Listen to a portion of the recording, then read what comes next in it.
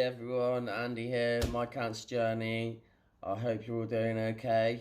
And yeah, I really hope that this video can be of some help, support, guidance, just give you a boost, anything like that. If it can help in any way, then I'm a winner. I'm a winner anyway. I'm here making this.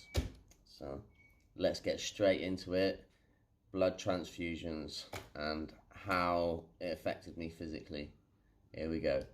After having the first 2 sacks of blood, which took hours, hours for each sack, I was just desperate to get out of there. But it was pretty instant. I started to feel better. I started to have energy. As I left the hospital, I started to feel like I got a bit of a bounce in my walk. I'm feeling a bit energetic. By the next day, I was like, I planned I was going into town. I thought that I could take the world on again. It was amazing. It was like I suddenly had this energy. I'd gone from bedridden to feeling like I was capable of walking down this huge hill from my mum's house and then up this huge hill to the shop that I wanted to go to. And I wanted to go to this shop. The guy's awesome. He actually, when he found out I was having cancer, he gave me some hats, warm hats, because he knew I'd be losing my hair. And I've known him for years, and I went up there. And I was looking at the clothes and stuff, and I was feeling pretty good at first, and then I started to get a bit hot and sweaty, and it can be like that in the shop sometimes, so I was sort of like, oh, all right. And then he said something to me about, do you want me to phone you a taxi once you've finished? And I'm like, no, I'll be all right. I'll walk down to the taxi rank. And I ended up, I suddenly started to really deteriorate and feel really unwell again. Not too unwell, but I could feel it coming on. I thought, oh, what if I get to the point where I can't get back up to my mum's house? A bit of fear set in, so I got a hoodie, and I grabbed the hoodie, paid for it, and quickly left the shop saying that I was fine and raced down the hill trying to trying to keep my head down and avoid everyone that I might have seen and get to a taxi and get to my mum's house as quick as possible. And that's what I did. I got to the taxi rank, I got in this taxi, and I remember sitting in the seat, I was like, oh. And I got home and I went to bed, and I completely overdid it. That wasn't the purpose of having the blood transfusion. The purpose of having the blood transfusion was to be able to give me enough, to give me enough red blood cells to be able to produce enough oxygen, because I was anemic. And I was suffering with severe fatigue and stuff because of it, and the blood transfusion counteracted that process, because the chemotherapy was obviously eating the red blood cells. So the getting this blood transfusion gave me more blood cells, red blood cells. So I was like, woo. It was unreal. I didn't feel tired like I did. I didn't ache like I did. It was amazing how quickly it worked as well.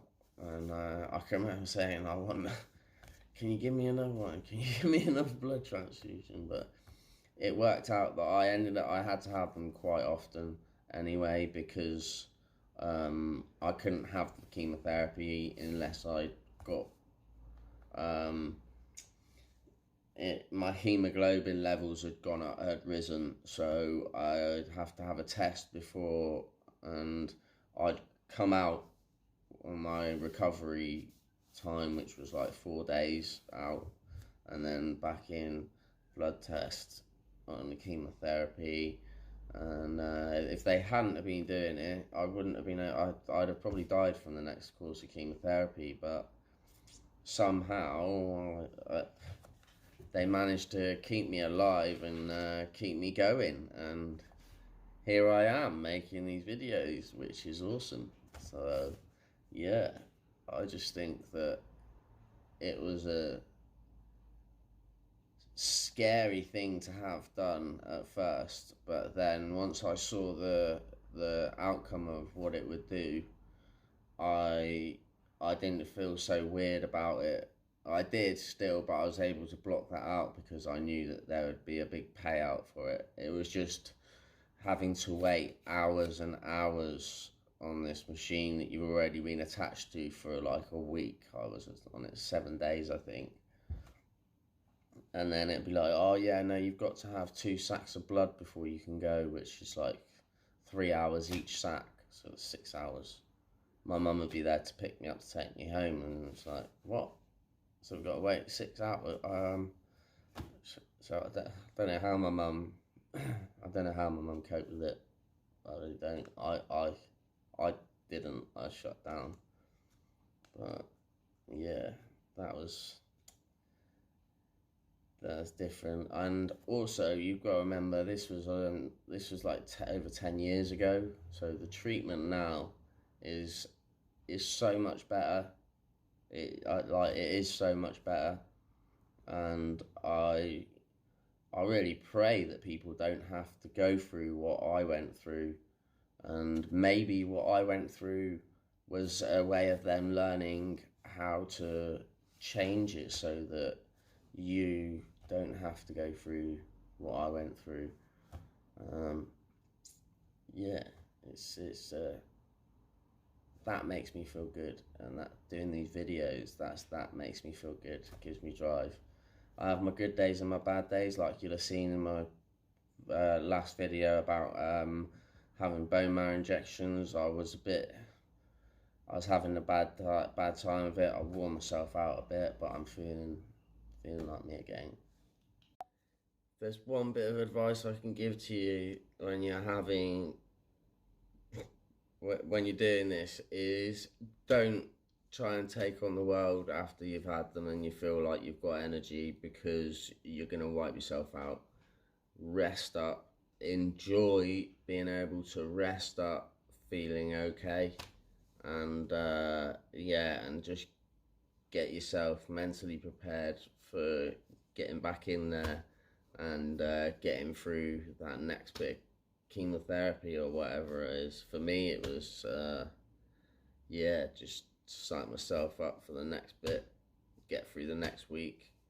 That's it, 7 days at a time. Get through those days, and then I get my time out, and then yeah, that's how I saw it. It was like, it's weird to say it, but it was like jail, but I got time out, and they tortured me with horrible drugs, but really I was there getting my life saved.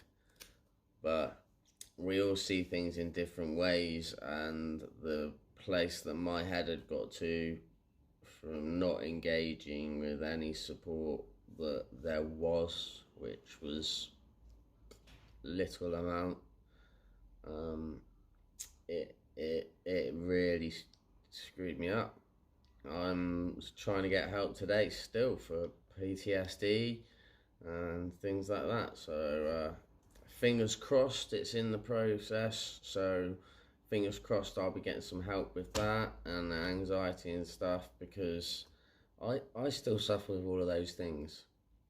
And if you engage and talk to people, I can't say that you won't get them, but I tell you what, you'll have a better chance than I did, because I can tell you personally, it's not going to do you any good keeping it all to yourself either. Trust me. Alright, I'll leave it there for today. Peace out, everyone. If you haven't already, smash the subscribe button and the thumbs up, and if you go to the little bell notification next to the subscription button and turn it to all, you'll get notified of every video I upload. And yeah, just do it. Come on, things are just gonna get better and better, and I can't wait for you to start to see things progress and me progress. And yeah, I think this is just gonna grow. Fingers crossed. But bye everyone. Take care. Stay strong. In here as well, CBT and mindfulness. Look it up. Cognitive behavioral therapy and mindfulness. It will help you so much, honestly.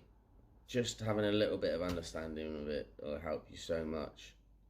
And it's helped me. I've realised that I used it without even knowing I was using it. There's techniques that they use in it, in cognitive behavioral therapy, that I'd used earlier on before I even knew about it. So and I learned that from doing these videos. Right, peace out everyone.